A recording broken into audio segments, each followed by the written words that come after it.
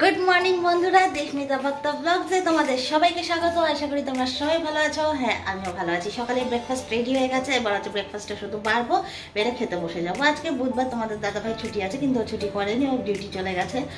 আর আমি আর ছুটি করতে পারবো না, আমাকেও ডিউটি যেতে হবে।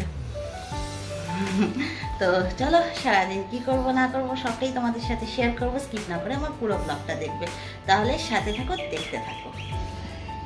এখানে এখন আমার আর ছেলের ব্রেকফাস্টটা রেডি করব। আজকে সকালের ব্রেকফাস্টে আছে চা, রুটি, আর তার সঙ্গে আমার ফেভারিট আচার। এই রুটিটা রেখে দিয়ে, আমার না হেলিকপ্টার এখনো আসেনি, আসলে পরে ওকে খেতে দিব। কোথায় গেল আমার আচার?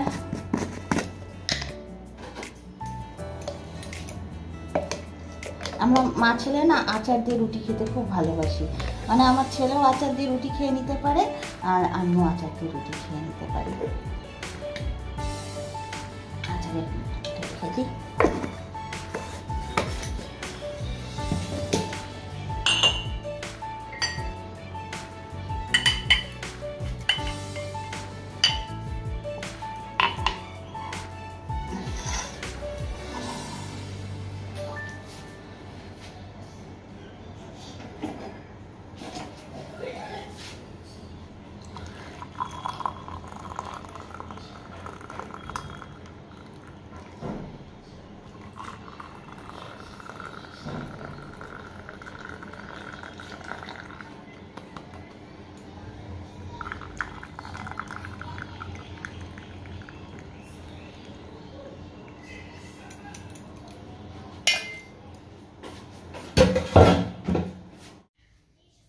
সকালের ব্রেকফাস্ট কমপ্লিট করে বসে পড়লাম দুপুরের লাঞ্চের তৈরি করতে। আজকে লাঞ্চে কি আছে জানো?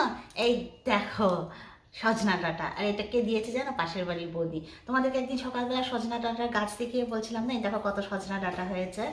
তো বৌদি আজকে সজনা ডাঁটা দিয়ে গেল। আমি বলেছি না যে বৌদির বাড়িতে যেটাই হোক না কেন বৌদি দিয়ে যাবে, তাই আমার চুরি করার কোনো প্রয়োজন নেই। ভালোই একটু অপেক্ষা করতে হয়েছে, কিন্তু অ্যাট লাস্ট সজনা ডাঁটা পেয়েছি। তো চলো, আজকে সজনা ডাঁটাটা রান্না করবো, রান্না করে তারপর দুপুরের লাঞ্চ হবে। আজকে সজনা ডাঁটার তরকারি। এখন বসে বসে এটা কাটি। তার মধ্যে আজকে রামনবমী, জানো? Happy Ramnavami to all my brothers and sisters. বড়োদেরকে প্রণাম, আর ছোটোদেরকে অনেক অনেক অনেক ভালোবাসা। আমাদের এখানে তো আজকে র্যালি বেরাবে রামনবমী, তো আমরা তো র্যালিতে যাব না। কার সাথে কথা বলিস? তো আমাদের তো আর র্যালি যাওয়া হবে না, আমাকে দোকান যেতে হবে। হ্যাঁ, তোকে বললাম। তো চলো আরামসে রান্না বান্না করি, করে তারপর দোকান যাব। আজকে একটু দেরি করে গেলে পরেও ক্ষতি নেই, কেন কি রাস্তা সবই বন্ধ থাকবে। সজনাটা কাটি, কেটে রান্না বসে।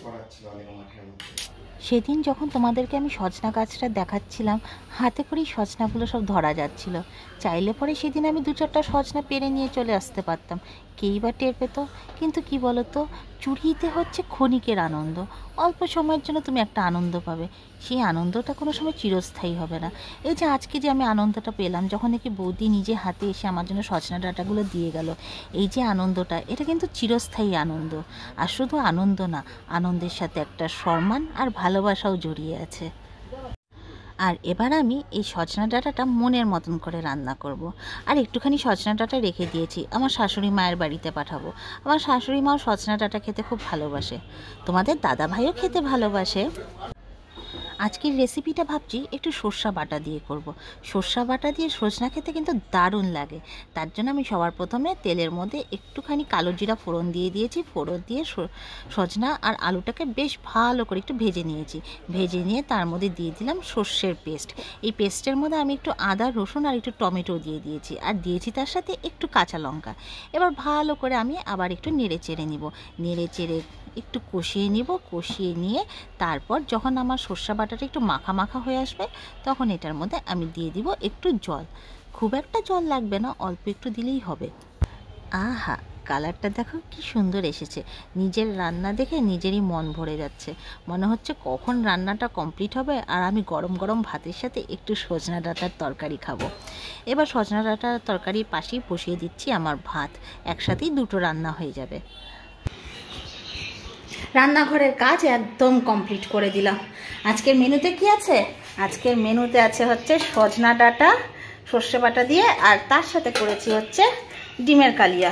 আজকে ঝোলই করতাম, কিন্তু কি বলো তো, আমার মিক্সিটা আবার নষ্ট হয়ে গেল, তার জন্য ঝোল করতে পারলাম না। আর এখানে হচ্ছে একটা ডিম সিদ্ধ করে রেখেছি, এটা হচ্ছে দুপুরবেলা আমার কুকুরগুলোকে এই ডিমটা দিয়ে ভাতটা মেখে দিব। আজকে বিশাল বড় একটা কাজ করেছি, কি বলো তো, আজকে আমার ফ্রিজটাকে পরিষ্কার করেছি। দেখো,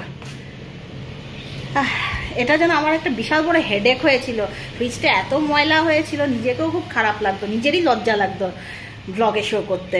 তা আজকে পরিষ্কার করে নিয়েছি। তার সাথে আরেকটা জিনিস পরিষ্কার করেছি, সেটা হচ্ছে আমার এই আয়নাটা।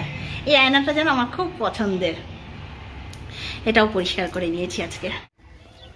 বুধবার করে যতই তাড়াহুড়ো করি না কেন, আমার বেলা হয়েই যায়। এই যে বিকেলবেলা যাচ্ছি এখন দোকান খুলতে, এখন যাব দোকান খুলব, একবেলা দোকানদারি করব। ও একটা জিনিস নিতে ভুলে গেছিলাম, আবার ওইটার জন্য ভিতরে যেতে হলো।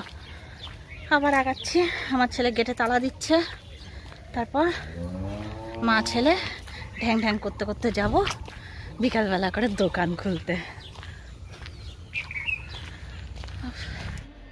আজকে আমাদের শিলিগুড়িতে রামনবমীর র্যালি বেরিয়েছে। এই রামনবমীর র্যালি শব্দ পেয়ে আমি আর নিজেকে আটকাতে পারলাম না। দোকান ছেড়ে দিয়ে দৌড়াতে দৌড়াতে চলেই আসলাম হিলকার্ট রোডে র্যালি দেখার জন্য। যেন আমারও মনে বড় ইচ্ছে হয় এরকম আনন্দ করার, কিন্তু কি বলতো, পরিস্থিতির চাপের সামনে না মনের অনেকগুলো ইচ্ছেকে না মনেই চেপে রাখতে হয়, এগুলো প্রকাশ করা যায় না। দোকান বাড়িয়ে দিয়ে বাড়ি যাওয়ার পথে ছেলেকে নিয়ে চলে আসলাম একটা বই খাতার দোকানে। ছেলের জন্য খাতা কিনতে হবে, স্কুলে লাগবে, তার মধ্যে সোমবার থেকে আবার পরীক্ষা শুরু হয়ে যাচ্ছে। আর এখনও অবধি আমার ছেলেটাকে না টিউশনে ভর্তি করতে পারিনি। দেখি এই সপ্তাহে ছেলেকে টিউশনে ভর্তি করে দিব। চাপ তো কম নেই মাথার মধ্যে, একটার পর একটা চাপ এসেই যাচ্ছে।